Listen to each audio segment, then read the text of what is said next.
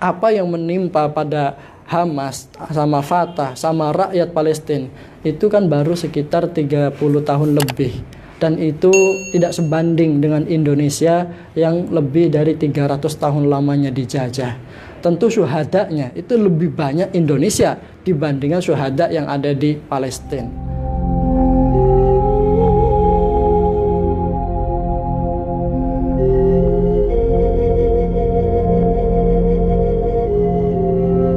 Saya mendengarkan langsung dari Abah Hashim, tepatnya tanggal sekitar 15 Januari tahun 2007.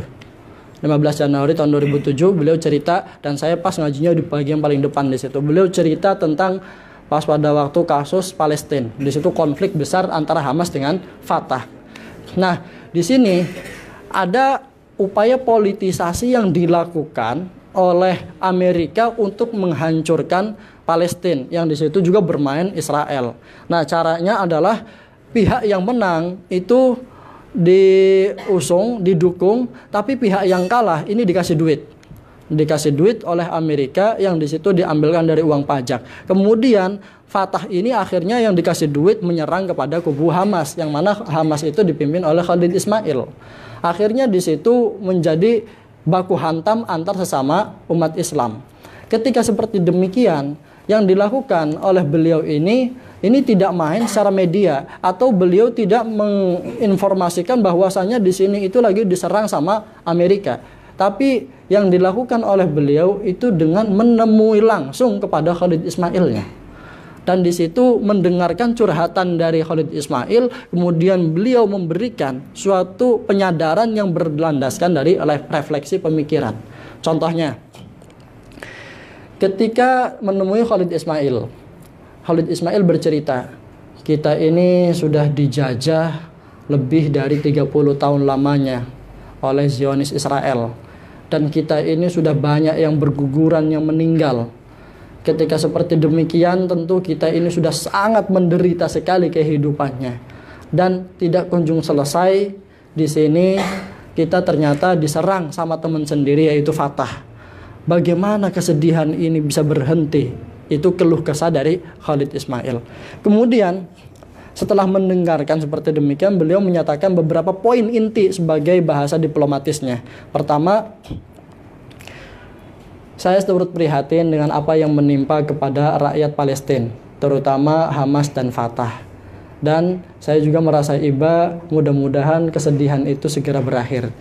Yang kedua, apa yang menimpa pada Hamas sama Fatah sama rakyat Palestina itu kan baru sekitar 30 tahun lebih, dan itu tidak sebanding dengan Indonesia yang lebih dari 300 tahun lamanya dijajah. Tentu syuhadanya itu lebih banyak Indonesia dibandingkan syuhada yang ada di Palestina. Kalau memang pimpinan-pimpinan dari Hamas, pimpinan Fatah pada ditangkapi, tentu lebih banyak tokoh-tokoh pahlawan-pahlawan Indonesia yang ditangkapi sama Belanda. Ada Tengku Cik Ditiro, kemudian ada Imam Bonjol, ada siapa lagi?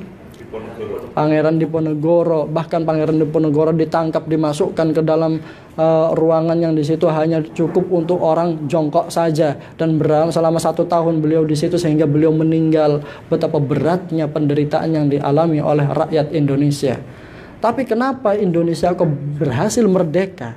Itu dikarenakan Indonesia yang tidak memiliki apa-apa, yakni tidak memiliki senjata, juga tidak memiliki uang, dan tidak memiliki kekuasaan, bisa dihimpun dengan satu kekuatan, yaitu jihad. Jihadnya adalah jihad mempersatukan, bukan jihad dengan melakukan saling pemecah belahan antar sesama. Maka jihad yang dibutuhkan kita adalah jihad mempersatukan. Apapun agamanya, apapun ideologinya, satukan, bangun satu misi, merdekakan Indonesia. Akhirnya hanya dengan bersenjatakan bambu runcing bisa mengalahkan Belanda. Setelah Belanda datang Jepang, bisa dikalahkan lagi. Datang lagi Belanda, bisa dikalahkan lagi. Itu karena memiliki misi bersama, yaitu jihad untuk mempersatukan. Kalau memang Hamas dengan Fatah ingin merdeka dari serangan Amerika dan Israel, maka berjihadlah. Jihad di situ adalah jihad mempersatukan. Tapi kalau memang Hamas ini bersikukuh dengan egonya sendiri, la yaqbalu khata' min nafsihi wa la yaqbalu shawab min ghairihi, yakni tidak mau menerima kebenaran yang datang dari orang lain, merasa dirinya paling benar. Begitu juga dengan Fatah, maka itu artinya kalian sudah menyerahkan kekalahan kepada Israel dan Amerika. Ternyata mikir di situ Khalid Ismail dengan bahasa diplomasi seperti ini. Sehari berikutnya kemudian Khalid Ismail langsung terbang ke Mekah, mengadakan diplomasi dengan pimpinan Fatah. Kemudian dari situ Hamas dengan Fatah berkumpul untuk bermusyawarah. Akhirnya di situ terjadi hubungan yang baik, dan di situ rukunlah antara Hamas dengan Fatah. Selama beberapa bulan adem hubungan Hamas dengan Fatah, tapi lagi-lagi di situ walan tarda ankal yahud walan nasara hatta tattabi'a millatahum. Selamanya Amerika Israel itu tidak akan mau melihat umat Islam itu tentram. Diciptakanlah friksi-friksi, terjadilah proxy war, terjadilah kerusakan di antara umat Islam itu. Diciptakan fitnah-fitnah sehingga yang tadinya sudah rukun kembali terpecah lagi. Nah, ini merupakan perjuangan nyata yang dilakukan oleh beliau.